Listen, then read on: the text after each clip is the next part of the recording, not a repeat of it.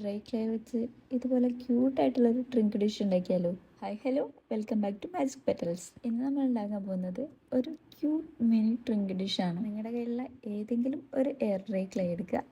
അതിൽ നിന്ന് ആവശ്യത്തിന് എടുത്തതിന് ശേഷം നന്നായിട്ട് കുഴച്ച് ഉരുട്ടി ആവശ്യത്തിന് വലുപ്പത്തിൽ പരത്തിയെടുക്കുക.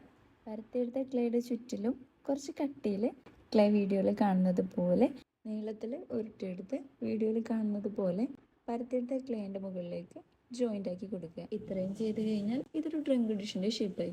ഇനി നമുക്കിതൊന്ന് സോഫ്റ്റ് ആൻഡ് സ്മൂത്ത് ആക്കാൻ വേണ്ടിയിട്ട് കുറച്ച് വെള്ളം എടുത്ത് ഇതിന് മുകളിലൂടെ തടവി കൊടുക്കുക. ഇനി നമ്മുടെ ഡ്രിങ്ക് ഡിഷ് ത്രെഡോ എന്തെങ്കിലും ഉപയോഗിച്ച് അടർത്തിയെടുത്ത ശേഷം കുറച്ച് സമയം ഡ്രൈ ആവാൻ വേണ്ടിയിട്ട് വെക്കുക. ഡ്രൈ ആവാൻ വെക്കുന്നതിന് മുമ്പ് തന്നെ നമ്മുടെ ഡ്രിങ്ക് ഡിഷിൻ്റെ ബാക്ക് വശം നന്നായിട്ട് വെള്ളം കൂടി സ്മൂത്ത് ചെയ്യാൻ മറക്കരുത്.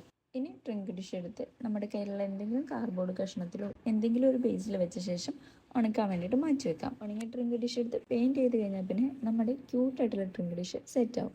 ഞാനിവിടെ വൈറ്റ് കളർ ബേസ് ആയിട്ട് കൊടുത്തിട്ടുണ്ട്. അതിന് മുകളിലൂടെ ഒരു സ്പഞ്ച് വെച്ചിട്ട് വീണ്ടും ഒരു ഫിനിഷിങ്ങിന് വേണ്ടിയിട്ട് വൈറ്റ് കളർ തന്നെ ഡാബ് ചെയ്ത് കൊടുക്കുന്നുണ്ട്. ഇനി ഇതിൻ്റെ മുകളിലേക്ക് നിങ്ങൾക്ക് ഇഷ്ടമുള്ള ഡിസൈൻ വരച്ചു കൊടുക്കാം. ഞാനിവിടെ ഡിസൈൻ ചെയ്യാൻ എടുത്തിരിക്കുന്നത് റെഡ് കളറാണ്. ആദ്യം റെഡ് കളർ ഉപയോഗിച്ച് ഡ്രിങ്ക് ഡിഷിൻ്റെ ചുറ്റിലും ഒരു ലൈന് കൊടുക്കുന്നുണ്ട്. ഇതിൻ്റെ ഉൾവശത്ത് ഞാൻ സിമ്പിളായിട്ട് കുറച്ച് റെഡ് ഹാർട്ട് മാത്രമേ വരച്ചു കൊടുക്കുന്നുള്ളൂ.